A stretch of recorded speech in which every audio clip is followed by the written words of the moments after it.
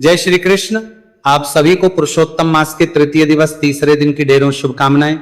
प्रिय भक्तों, जिस मास को स्वयं भगवान ने अपना स्वरूप प्रदान किया हो, जिस मास को श्री का विशेष प्रिय माना गया हो, उस पुरुषोत्तम मास की महिमा का पूर्ण वर्णन करना वास्तव में शब्दों की सीमा से परे है। यह केवल कालगणना का एक अतिरिक्त मास नहीं है, यह ईश्वर की करुणा का ऐसा दुर्लभ वरदान है जिसमें साधारण से साधारण मनुष्य भी असाधारण आध्यात्मिक उन्नति प्राप्त कर सकता है। पुरुषोत्तम मास हमें यह स्मरण कराता है कि भगवान की कृपा प्राप्त करने के लिए बाहरी वैभव नहीं, बल्कि निष्कपट हृदय, श्रद्धा, विश्वास और भक्ति की आवश्यकता होती है। जो इस पावन मास में प्रभु का स्मरण करता है, हरि नाम का जप करता है, कथा का श्रवण करता है, दान पुण्य करता है और अपने को धर्ममय बनाने का प्रयास करता है, उसके जीवन में धीरे धीरे दिव्य परिवर्तन आरंभ होने लगते हैं। भगवान श्री हरि की असीम कृपा से मन की अशांति शांत होने लगती है, चिंताओं का बोझ हल्का होने लगता है, घर में सुख शांति का वातावरण बनता है और हृदय में प्रभु के प्रति प्रेम जागृत होने लगता है। जहां भक्ति का दीपक जलता है, वहां अज्ञान का अंधकार स्वतः हो जाता है। इस पुरुषोत्तम मास में प्रभु श्री राधा कृष्ण की कृपा आप पर और आपके संपूर्ण परिवार पर निरंतर बनी रहे। जीवन में स्वास्थ्य, सुख, शांति, समृद्धि और सद्बुद्धि का प्रकाश फैलता रहे। आपके प्रत्येक शुभ संकल्प को भगवान स्वीकार करें और उसे पूर्ण करने की शक्ति प्रदान करें। आज के इस शुभ, पावन और मंगलमय प्रातः काल में हम अधिक मास के तृतीय दिवस की दिव्य कथा श्रृंखला का आरंभ कर रहे हैं। शास्त्रों में पुरुषोत्तम मास की महिमा का अत्यंत विस्तृत वर्णन मिलता है। इन पवित्र कथाओं का नियमित श्रवण केवल पुण्यदायक ही नहीं, बल्कि आत्मा को शुद्ध करने वाला और जीवन को नई दिशा देने वाला है।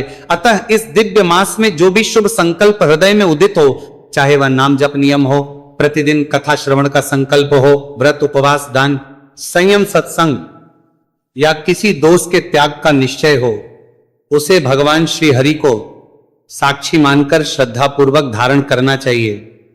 पुरुषोत्तम मास में लिया गया प्रत्येक शुभ संकल्प अनेक गुना फल प्रदान करता है। आइए नियम, श्रद्धा और भक्ति के साथ आज की इस पावन कथा का शुभारंभ करें। वंदे वंदारमन वृंदावन विनोदितम वृंदावन कलानाथम पुरुषोत्तम, अर्थात मैं उन अद्भुत पुरुषोत्तम भगवान श्री कृष्ण को सादर प्रणाम करता हूं, जो कल्प वृक्ष के समान भक्तों की समस्त मनोकामनाएं पूर्ण करते हैं, जो वृंदावन में मधुर लीलाएं करते हैं और जो अनंत कलाओं के अधिपति हैं। आइए सर्वप्रथम विघ्नों का नाश करने वाले प्रथम पूज्य भगवान का स्मरण करें, सदगुरु के श्री चरणों में प्रणाम करें और भगवान नारायण का ध्यान करते हुए इस पावन कथा का आरंभ करें। श्री गणेशाय नमः, अजगुरुवे नमः, नमो नारायणाय नमः। श्री स्मृति जी बोले, जैसे मैंने सुना है वैसे ही कहता हूं, आप लोग सुनो। नारायण बोले, महात्मा श्री कृष्णचंद्र ने राजा युधिष्ठिर से जो कहा था वो मैं कहता हूं, सुनो। एक समय धार्मिक राजा, आजाद शत्रु युधिष्ठिर छल प्रपंच से राष्ट्र के दुष्ट पुत्रों द्वारा पीछे पांडव राज्य को त्याग कर कामिक वन में चले गए। वहां अत्यंत क्लेश से युक्त विविध वन के फलों को खाकर जीवन बिताने लगे। जैसे जंगली हाथियों के शरीर में बाल रहते हैं, इसी प्रकार पांडवों के शरीर में बाल हो गए। इस प्रकार दुखी पांडवों को देखने के लिए भगवान देवकी भगवान श्री कृष्ण मुनियों के साथ काम्यक वन में गए। उन भगवान को देखकर अमृत शरीर में प्राण एवं जान की तरह भीमसेन, अर्जुन आदि प्रेम विवल होकर शर्षा उठ खड़े हुए और बड़े ही प्रीति से श्री कृष्ण जी से मिले और भगवान श्री जी के चरण कमल में भक्ति से नमस्कार करने लगे। इसके बाद द्रौपदी धीरे धीरे आई और आलस्य रहित होकर भगवान को शीश झुकाकर नमस्कार करने लगे। भगवान श्री कृष्ण जी ने उन दुखी पांडवों को चरण के वस्त्र पहने देखा। पांडवों के समस्त शरीर में धूल लगी हुई थी, रूखा शरीर था, चारों तरफ बाल बिखरे हुए थे। इस प्रकार द्रौपदी को भी दुर्बल शरीर पानी और दुखों से घिरी हुई देखा। इस तरह दुखी पांडवों को देखकर अत्यंत दुखी भक्ति वत्सल भगवान धृतराष्ट्र के पुत्रों को जल देने की इच्छा से उन पर क्रोधित हुए। करोड़ों काल के मुख की तरह मुख वाले धधकती हुई प्रलय की अग्नि के समान उठे हुए होठों को दांतों के नीचे जोर से दबाकर तीनों लोकों को जलाने की तरह गरज रहे थे। जैसे श्री जी के वियोग से संतप्त भगवान रामचंद्र जी को रावण पर जैसा क्रोध आया था, उसी प्रकार क्रोधित भगवान को देखकर अर्जुन ने श्री कृष्ण जी से प्रश्न करने के लिए द्रौपदी, धर्मराज तथा और लोगों से भी अनुमोदित होकर शीघ्र ही हाथ जोड़कर उनकी स्तुति करने लगे।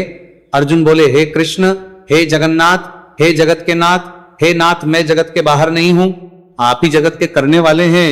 हे प्रभु, क्या मेरी रक्षा अपना करेंगे? जिनके नेत्रों के देखने से ही ब्रह्मा का पद त्याग हो जाता है, उनके क्रोध करने से क्या नहीं हो सकता? ये कौन जानता है कि क्रोध से संसार का पालन पोषण तक प्रलय हो जाता है? संपूर्ण तत्व को जानने वाले के लिए कर्ण वेद और वेदांत के बीच के चित्र आप साक्षात श्री कृष्ण हैं। मैं आपकी वंदना करता हूं, आप ईश्वर हैं।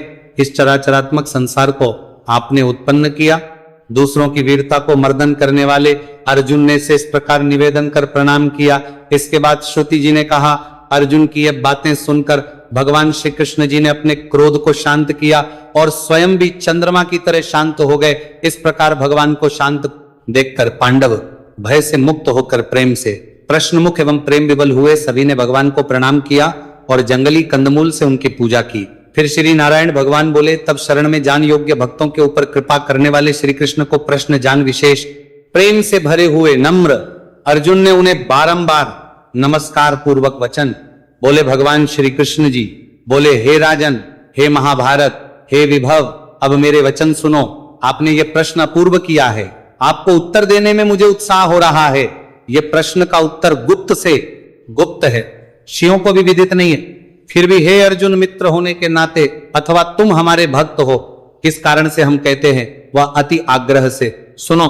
चैत्रादि जो 12 मास है, विशेष महीने के दोनों पक्ष, घड़ी प्रहर, त्रिप्रहर, षड्यंत्र प्रहर, मुहूर्त, दक्षिणायन और उत्तरायण, वर्ष, चारों युग, इसी प्रकार परस्त तक जो कुछ है, ये सब नदी, समुद्र, तालाब, हुंडी, घड़ियां, स्रोत, लता, औषधियां, वृक्ष, वनस्पति, पेड़, वन की औषधियां, नगर, गांव, पर्वत, पुलिया, ये सब मूर्तिमान हैं और अपने गुण से पूजे जाते हैं।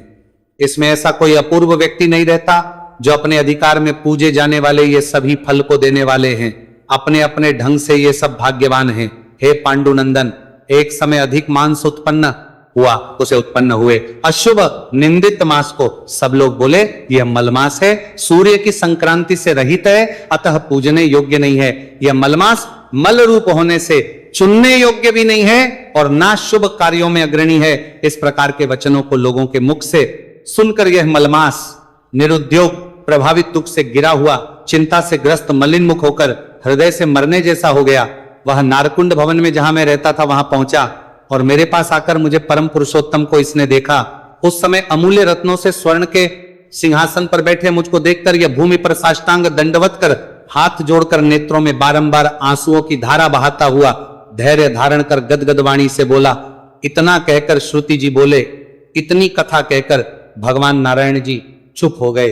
इस प्रकार जी के मुख से कथा सुन भक्तों के ऊपर दया करने वाले नारद मुनि जी पुनः भगवान नारायण को बोले, हे प्रभु, इस प्रकार अपनी पूर्ण कला से विराजमान भगवान विष्णु जी के निर्मल भवन में जाकर भक्ति द्वारा मिलने वाले जगत के पापों को दूर करने वाले योगियों को भी सीख ना मिलने वाले ब्रह्म रूप मुकुंद यहाँ पर थे, उनके चरण कमल की शरण में आया। इसके बाद क्या बोला, इति श्री पुराणे देवर्षि कथित पुरुषोत्तम मास महात्म्य अधिक मास से वैकुंठ पदार्पण नामक तृतीय उदय संपूर्ण। इस प्रकार पुरुषोत्तम मास महात्म्य का यह तृतीय अध्याय अधिक मास से वैकुंठ पदार्पण पूर्ण होता है।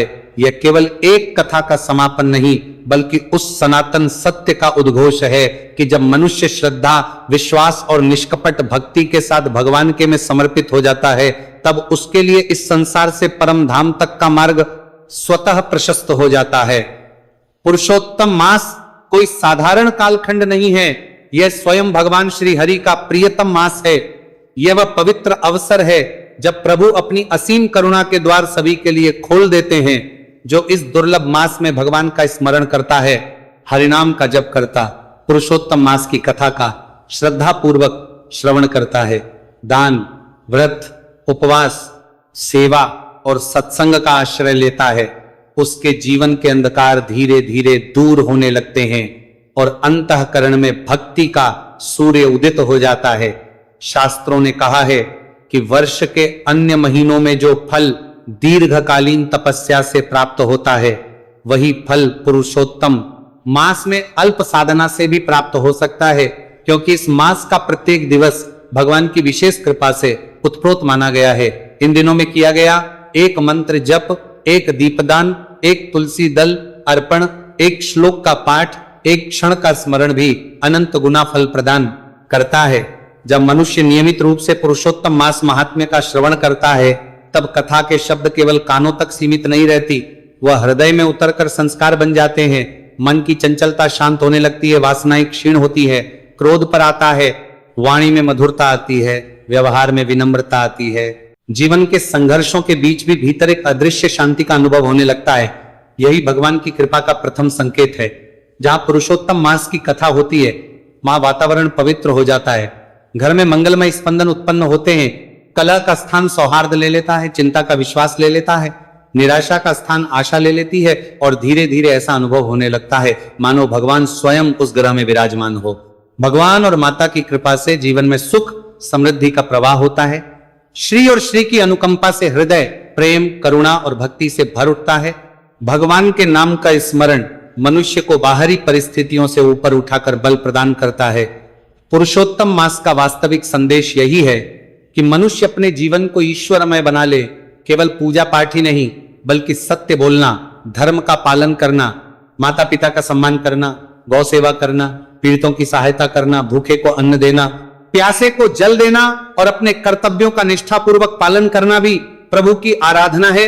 यदि इसमें प्रतिदिन कुछ समय भगवान के लिए समर्पित कर दिया जाए तो जीवन की दिशा बदल सकती है। कथा का श्रवण चिंतन बनता है, चिंतन आचरण बनता है, और आचरण ही भाग्य का निर्माण करता है। इस प्रकार पुरुषोत्तम मास केवल एक धार्मिक अनुष्ठान नहीं, बल्कि आत्म परिवर्तन का महोत्सव है। वैकुंठ पदार्पण का अर्थ केवल बेहद त्याग के पश्चात भगवान के धाम की प्राप्ति नहीं है। जब मन से द्वेष मिट जाता है, जब हृदय में भक्ति है, जब भीतर शांति स्थापित होती है, तब वही वैकुंठ का प्रथम अनुभव है।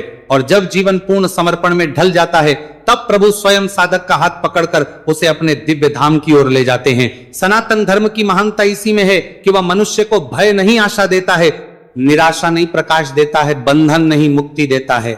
पुरुषोत्तम मास उसी सनातन की जीवंत अनुभूति है। यह हमें स्मरण कराता है कि ईश्वर दूर नहीं है, वे हमारे नाम स्मरण में है, हमारी प्रार्थना में है, हमारी करुणा में है और हमारे निष्कट प्रेम में है। जब यह पवित्र मास समाप्त हो, तब भक्ति समाप्त नहीं होनी चाहिए। कथा का प्रभाव जीवन में बना रहे, प्रभु का नाम होठों पर बना रहे, धर्म का प्रकाश हृदय में बना रहे, सेवा का भाव कर्मों में बना रहे और समर्पण की भावना आत्मा में बनी रहे। यही पुरुषोत्तम मास की साधना है, यही उसके महात्म्य का सार है। भगवान श्री राधा कृष्ण, श्री हरि विष्णु, माता लक्ष्मी तथा समस्त देवी देवताओं की कृपा से जीवन में शांति, संतोष, सद्बुद्धि, आरोग्य और समृद्धि बनी रहे।